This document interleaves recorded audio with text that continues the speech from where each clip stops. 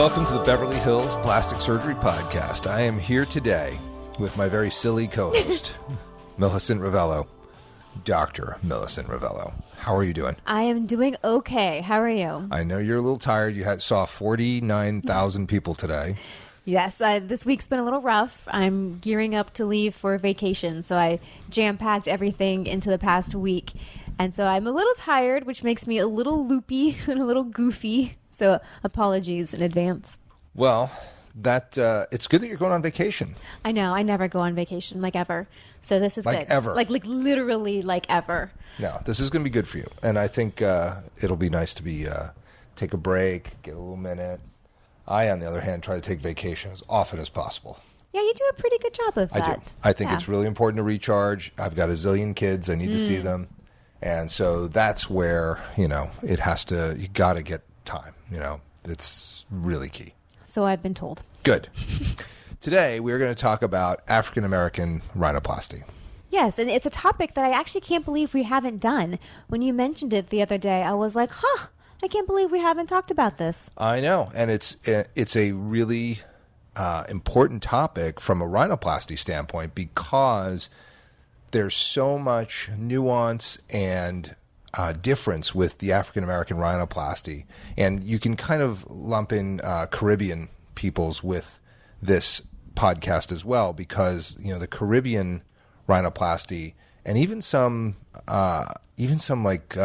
Central American cultures have similar aspects to their noses that really make these rhinoplasty operations different and have their own challenges to get great results. And it's not only that the techniques have to be a little different or that they might be more challenging in other ways, is that you also have to come at it from a different aesthetic angle in some regards because you really need it to match the face because you can't come at it with the same aesthetic goals that you would with a Caucasian rhinoplasty.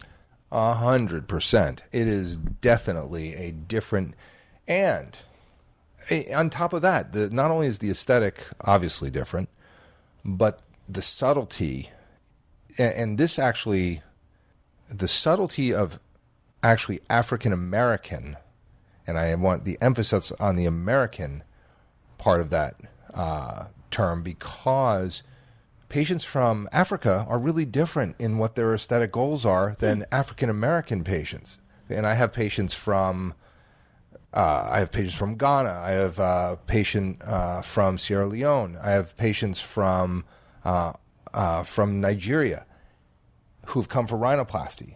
And their aesthetic goals are really different than African American that's interesting. patients. And there's a difference between West Coast African American and East Coast African American. And I'm not talking about rap battles, which has been going on since the beginning of rap. But I will tell you that aesthetics are really different. And in fact, I did a piece for TV1 like back in the day. Like I think I was like 38 years old or something when I did this piece. And we talked about, how African-American rhinoplasty is really almost taboo. And, basically what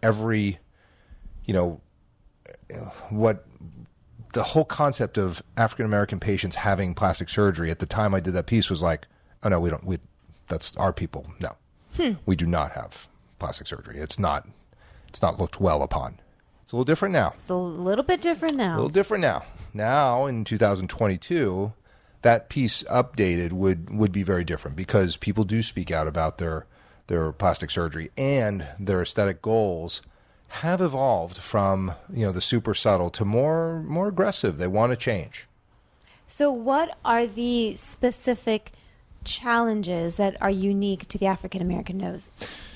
So, first of all, you have to kind of dial in on each individual nose because, African American is it seems like it's a specific term. It's not. I mean, African American patients come, there's difference in the noses from, thinner bony bridges to almost no bridge. Sure.